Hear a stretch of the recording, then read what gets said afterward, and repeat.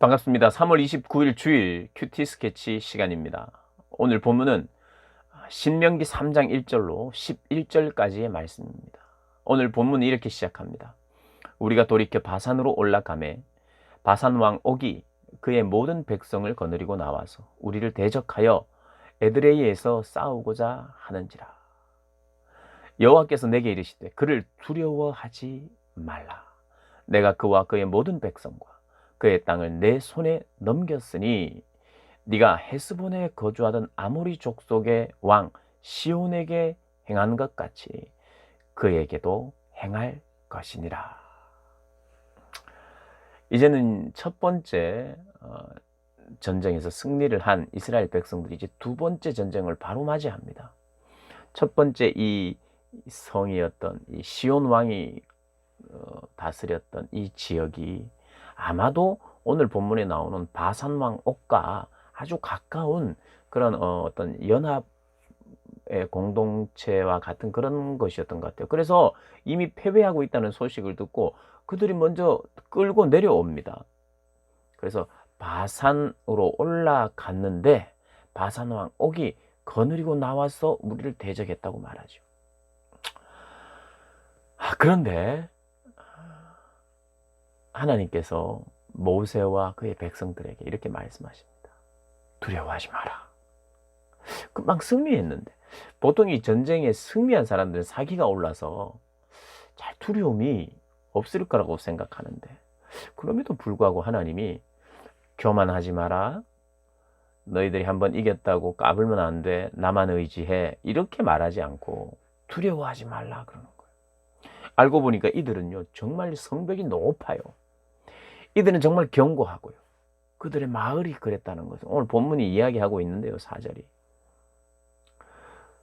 한 번 승리했다고 때로는 어떻게 교만하기도 하고 때로는 뭐 사기가 더 올라가기도 하겠지만 두려움이 또 여전히 있을 수 있는 거예요. 한 번 이겼다고 우리 두려움이 없어지는 것이 아니에요. 이 두려움은 평생 우리가 다루어내야 될 문제입니다, 여러분. 그래서 정말 중요한 적은 내부에 있습니다. 외부에 있기보다는 두려움이라고 하는 이 내부의 적. 그리고 두려움에는요 어떤 실체가 있습니다. 눈에 보이잖아요. 무섭잖아요. 크잖아요. 이길 것 같잖아요. 그러니까 실체가 있어요. 그러니까 실체가 없어 보이는, 눈에 보이지 않는 하나님을 믿는다는 것이 이게 참 쉽지가 않습니다. 어떻게 지난번 전쟁에 승리는 했지만 하나님이 이 바산왕 옥이 내려올 때 하나님의 천군 천사가 막 우리 눈에 보여가지고 앞서가는 것을 보면 두려움이 없어질 건데, 이런 실체가 우리 눈에 바로 보이는 것이 아니기 때문에 믿음의 눈을 열어야 되고 믿음이 있어야 되기 때문에 쉽지 않아요. 그래서 하나님의 말씀이 있는 겁니다. 하나님의 말씀이 더 실체가 되는 거예요. 눈에 보이지는 않지만 하나님의 말씀을 믿는 믿음이 우리에게 필요해요. 그럼 하나님은 계속해서 이 말씀으로 우리를 훈련해 주시는입니다. 이스라엘 백성들이 그 말씀을 듣고 두려움을 극복해야 됩니다. 우리도 마찬가지죠. 우리 자신과의 싸움이죠. 우리 두려움과의 싸움입니다. 그래서 두려워하지 말라고 하는 그 음성을 듣고 내 내부의 적을 물리쳐야 합니다. 불신의 적을, 두려움의 적을 물리쳐야 합니다. 그런데 오늘 본문에 하나님께서 이렇게 말씀하십니다. 내가 시혼에게 행한 것 같이 그들에게도 행하리라. 그러니까 너희가 시온 왕을 무찔러 이겼던 것처럼 바산 왕 옥을 무찌르도록 내가 하겠다. 한 번의 경험, 한 번의 승리의 응답의 경험이 그래서 중요해요. 믿음의 결단을 가지고 했더니 승리케 하신 그 경험을 붙들고 이번에도 우리 하나님은 함께 하신 것을 내가 믿습니다. 내가 그렇게 또 해주겠다라고 말씀하시는 그 말씀. 그래서 한번 이기는 것이 중요합니다. 믿음으로 승리한 경험들이 우리에게 많을수록 좋아요. 그래야 우리 믿음이 더 견고해집니다. 그러나 매번 그 믿음은 눈에 보이는 어떤 실체 때문에, 힘이나 권력이나 어떤 것 때문에 우리가 위축되기 쉬워요. 그래서 사실은 이스라엘 백성들이 가데스 바네아에서 40년 전에 한번 실수하고 우리 너무 두려워요 해서 하나님을 원망할 때, 하나님이 그들이 막 회개하고 이럴 때 그냥 좋다, 기회를 주겠다, 다시 가서 무찔러, 이렇게 하지 않고 뺑뺑이 돌렸잖아요. 왜 그렇습니까? 이들은 두려움을 눈에 보이는 대로 계속해서 두려움을 이길 수 없는 존재처럼 백성들이 그렇게 그들의 태도를 하나님 그렇게 판단하셨어요. 그래서 이스라엘 백성들을 광야로 데리고 나와서 고난의 자리입니다. 이것은 연단의 자리예요. 어떤 연단입니까? 여러분, 우리가 연단 받는다는 게 뭐예요? 고난을 통해서요, 말씀에 순종하는 것. 고난을 통해서 고난스럽지만, 눈에 보이는 것이 정말 없지만, 그러나 하나님의 말씀을 의지하고 한 발 한 발 내딛고 승리의 경험을 하는 것. 이게 바로 연단입니다. 연단. 연단이라는 것은 말씀이 있어야만 연단이 돼요. 고생을 많이 해서 연단이 되는 게 아닙니다. 고생을 많이 했다고 해서 그가 성장하는 게 아니에요. 하나님과 더 가까워지는 게 아닙니다. 고생과 고난 속에 하나님의 말씀은 여전히 있어요. 그래서 그 말씀을 순종하는 거예요. 그래서 성장했습니다. 그래서 이스라엘 백성들은 이 광야에서 어느 정도 성장을 했어요. 그래서 다시 온 겁니다.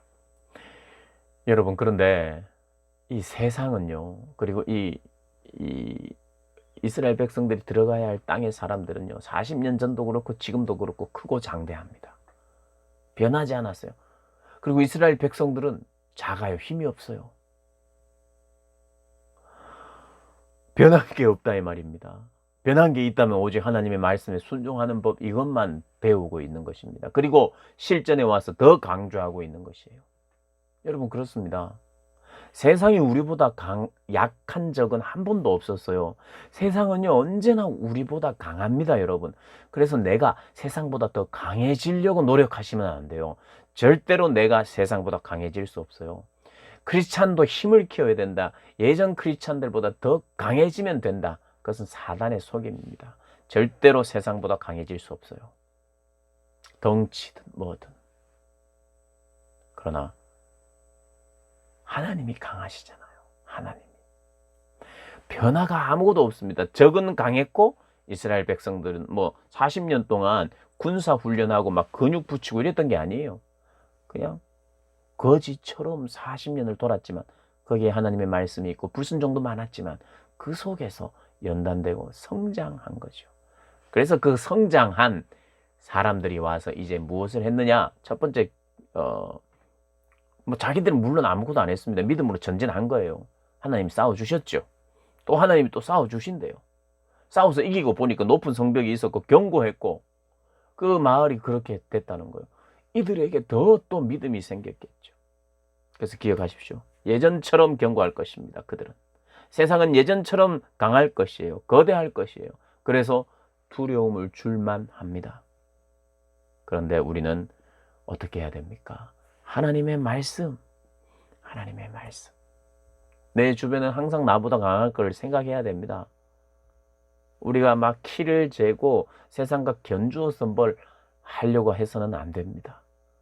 언제나 하나님의 말씀에 순종하고 순종하여 승리하면 승리한 후에도 긴장을 해서 취하라는 것만 취하고 버리라는 건 버리고 나누라는 건 나누면서 이렇게 살아야 되는 순종의 사람입니다. 순종의 사람. 오늘도 저와 여러분을 말씀으로 찾아오셔서 말씀에 순종하게 하십니다. 순종할 말씀을 보지도 않고 듣지도 않고 있으면 이건 문제입니다. 큰 문제예요. 순종할 말씀을 오늘도 내 삶의 자리에서 주시는 그 말씀을 우리가 기억하고 그 말씀에 부지런히 순종하는 그런 자들이 되어야 하죠. 그때의 참된 승리와 또 승리 후에도 말씀에 귀 기울여 그 승리를 유지하고 하나님의 백성답게 사는 것이 우리의 삶의 몫입니다. 우리 모두가 그렇게 사셔서 하나님을 기쁘게 해드리는 삶을 사시길 주님의 이름으로 축복합니다.